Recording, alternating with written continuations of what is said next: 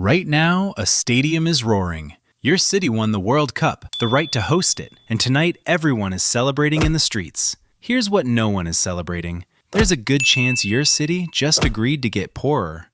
Hosting the World Cup is supposed to be a golden ticket, billions in tourism, new jobs, a month where the whole planet watches your country and the money pours in. That is the pitch, and every host believes it. And yet, when economists go back and check the receipts, they keep finding the same strange thing. Host countries spend a fortune, and many of them walk away worse off than before. So which is it?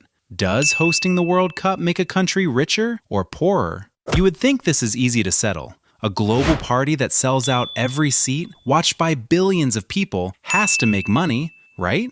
Here is the problem. The real answer is hidden in three places almost no one looks. An empty stadium in the Amazon, a $550 million parking lot, and a 400-year-old story about an elephant. Follow those three, and you will never watch a host city the same way again, including the one you are watching tonight. Start with the promise. Every country bidding for the World Cup hires consultants, and those consultants produce enormous numbers. Tens of thousands of new jobs, billions added to the economy. It sounds official. It even sounds careful. There is just one catch. Almost none of it ever shows up.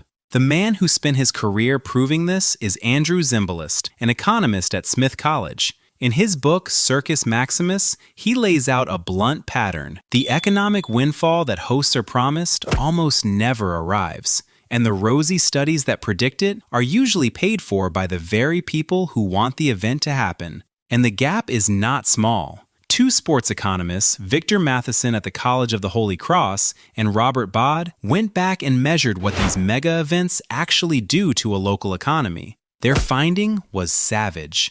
The official projections are routinely exaggerated by about 10 times. When the NFL claimed one Super Bowl added more than $670 million to its host city, they found the true impact was a small fraction of that, closer to $30 million and only a few hundred jobs. Why the giant gap?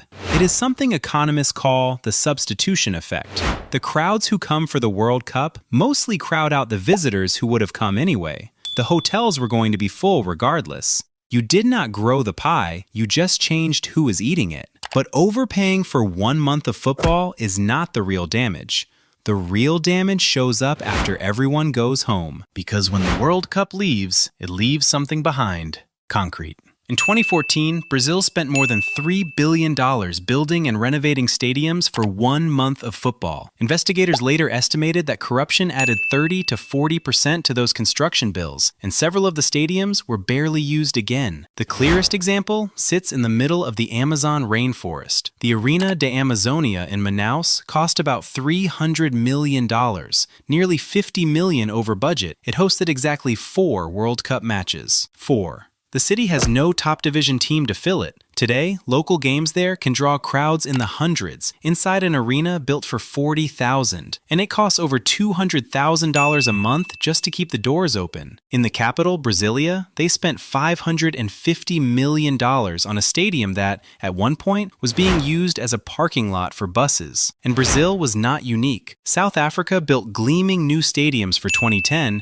and spent around $1.8 billion on them, more than 10 times the original estimate, inflated by builders caught rigging their bids. Its Cape Town stadium now loses something like $8 to $10 million every single year because nobody can quite figure out what to do with it. There is a word for a gift like this, a thing that looks like a prize but quietly bankrupts whoever owns it. And the word comes from a 400-year-old trick. It is called a white elephant. And the phrase is almost too perfect for this. Centuries ago, in the kingdom of Siam, today's Thailand, a white elephant was sacred, rare, holy, a literal sign of a blessed and just reign. You could not put it to work, and you were not allowed to give it away. So, as the story goes, when a king wanted to quietly ruin one of his noblemen, he did not threaten him. He gave him a gift, a beautiful, sacred white elephant. The nobleman could not refuse it, he could not use it, and he could not afford to feed it. The gift slowly ate his fortune until there was nothing left. The phrase first appears in English back in the 1600s, and we still use it today for exactly this. a glorious thing you cannot afford to keep. A World Cup stadium is a white elephant. The host does not get trampled, it just gets handed something magnificent and then pays and pays to keep it alive long after the world has stopped watching. So if hosting is such a bad deal, why does anyone fight to do it? Why would a single country ever spend $200 billion? In 2022, Qatar hosted the most expensive World Cup in history.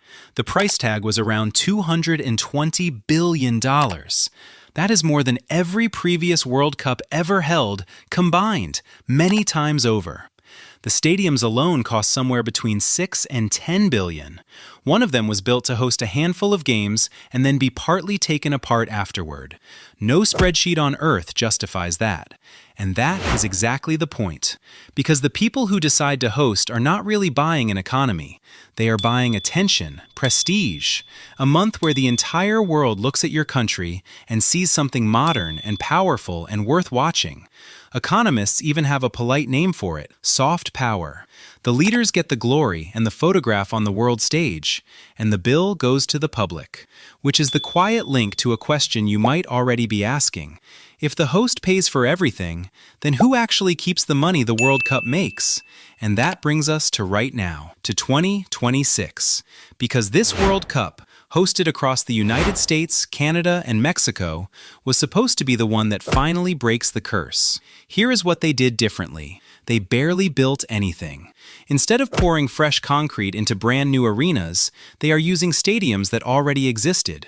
16 of them, mostly enormous NFL venues in cities like Dallas, Atlanta, and Los Angeles, plus the historic Azteca in Mexico City. No new white elephants. No $300 million ruin rotting in a rainforest. On paper, it is the smartest, cheapest World Cup in decades. And honestly, it kind of is. But here is the part that should give you pause. Even this World Cup is not free for the people hosting it. Host cities are still spending well over $100 million each. New Jersey alone has put in at least $100 million. The federal government set aside $625 million just for security and another $100 million for transportation. Atlanta committed $120 million in bonds. And the catch is the very same one Brazil and South Africa learned the hard way. Economists at Zimbalist's own Smith College said it plainly. The cities paying these bills will not get the revenue, because that money flows to FIFA. So even the smart World Cup, the one with no new stadiums at all, still quietly does the oldest trick in the book. It moves money out of your city's pocket. The white elephant did not disappear. It just got smaller and a whole lot harder to see. So go back to that opening night, the stadium roaring, your city celebrating, the whole world finally watching your home. None of that is fake. The pride is real. The party is real. That is exactly what they are selling you, and it works. But the bill is real too. It just arrives later, quietly, after the lights go down and the cameras leave, in a stadium nobody fills, a budget nobody mentions, a gift that keeps eating. So the next time your city wins the bid and the streets fill up, go ahead and enjoy it. Just remember the elephant and ask the one question that actually matters. Not who won the World Cup, but who is still paying for it 10 years after everyone went home.